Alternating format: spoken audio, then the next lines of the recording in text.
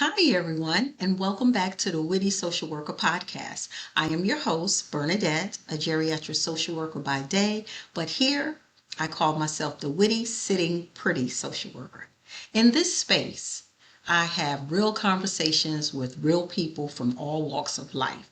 Conversations that I'm hopeful will inspire you, empower you, and help you shift the way you view the world. You can take bits and pieces away from this video and use them as you will, but that is my hope. Today, I'm coming to you because I have something on my mind that's very passionate that I want to share. I'm not going to do any editing because I feel like I would lose the point that I'm trying to make if I edit. So if you hear a lot of ums and ahs, that's real conversation. And that just means I want to be able to get my point across without going through any edits. So as you may or may not know, I am a geriatric social worker and I've been doing this, I would say officially, about 15 years because it's a career change for me. I was in law previously as an executive administrative assistant at a law firm and at 3 law firms, and a very prosperous, exciting career start for me, and I enjoyed every minute of it. But because I am who I am, I'm a passionate person about people and helping people and making sure people are okay and they're not suffering. I just wanted to shift my career, and so I went into social work. So I say that to say that as a geriatric social worker, it is very important that you go visit your loved ones. Now, I did a previous video about this, but I don't think I was as passionate and forceful. Is that the word I want to use? Forceful as I should have been, because I continue in my line of work to see the same patterns. Family members are not visiting their loved ones. And I don't understand it. From my perspective, I don't understand it. Now, I understand that there are a lot of family dynamics involved, and I can't speak on that. I don't know how you get through something like that without therapy. And even with therapy, you have to want to, you have to have the will, and you have to, for lack of a better term, be the bigger person. But I have never put in a situation where I dislike my parents or I'm estranged from my parents, whereby I will not visit them for whatever reason. But for those of you who have loved ones in these facilities, go visit your people, please. Because the employees, they don't care about your loved ones. They don't.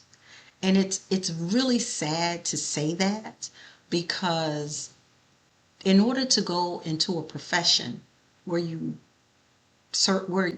are servicing people, and people of a different race, people of a different ethnicity, you have to be compassionate. You have to show empathy. You have to show cultural understanding. You have to show humility. And a lot of these people that work in these facilities do not show that. And unfortunately, in my profession, it's the same thing. And it's beyond my comprehension why people will go into public service professions knowing that they don't like people. If you don't like people, you should find another profession to go into. Maybe something that's in the background where you don't have to deal with people every day. But if you are a frontline worker and you are dealing with people every day from a different background, ethnicity, you need to show some compassion and empathy. And these people that I see in the facilities, and they are being mistreated, it's I don't even have words for it. I am just utterly disgusted about it, because I know how I am. And I know that if I had someone in a facility, assisted living, independent living or nursing home or any type of home like that, that I would be on top of their care. I would be so present in that facility that the administrator, the nursing staff, the care managers, and everybody that works there would know me. They probably would even say that I work there because I'm there that often. Again, I don't know the dynamics of people's family, but those of you who have loved ones in these facilities, please, please go check on your loved ones. Your loved ones are disabled, they are cognitively impaired, they are lonely. They are lonely. First and foremost, they are lonely. Take your grandkids there, take your great grands and grandchildren, go visit your grandparents. They want to see you, they love you. I have a granddaughter. And I love my granddaughter. Sometimes I think I love my granddaughter more than I love my daughter. And I actually talk to my granddaughter more than I talk to my daughter. But your grandparents or grandmother or grandfather, they adore their grandchildren and the great grands. So go visit your grandparents. The intergenerational um, interaction and just spending time with them brings them more joy than the staff, myself, can bring to them.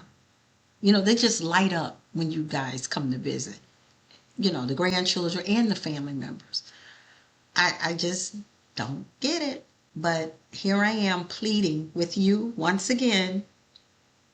Please go and visit your loved ones that are in these facilities. They need you. They want to see you. And a lot of times they don't even remember what has happened in the past. Of course, you remember, but they don't even remember. And I can understand, if there has been family discourse. I understand that. But please, if you can find it in your heart, if you could just find it in your heart to, possibly push that to the side and go visit them, the condition that they're in, you will brighten their day. You will brighten their day. If you continuously to be consistent in visiting them, their the whole dynamics of their medical condition will possibly change, because right now they're in isolation from family, isolation from other people that are in the same facility that they're in. They don't talk to other people. They don't go to activities. They don't do anything. They prefer to be by themselves. But if you were to go visit them, putting all that stuff aside, and just have a conversation with them, watch how their demeanor, their attitude will change. Watch how they will light up when they see you walk into the room. And I just pray for those of you who are estranged from your families or loved ones that are in these facilities. I pray that God will change your heart. Life is too short. And whatever discourse, whatever disagreements, whatever happened, if you can just pray and ask God to soften your heart and go visit that person, it will make a tremendous difference in their life. It really will. I'm telling you that from a geriatric social worker perspective. It's very difficult for me to see on a day-to-day basis what residents and what other elders have to go through. They live long lives. They've done a lot in life, and they have given a lot in life. They were there for us. when we couldn't take care of ourselves, when they didn't even want to. It's a lot of scenarios. But what I'm telling you, heart to heart, is we need to pray so God will soften our hearts so we can put that stuff aside and go visit our loved ones. Especially if you call yourself a Christian now. What if God abandoned us and decided that he didn't want to have nothing to do with us after all we've done to him? Think about that.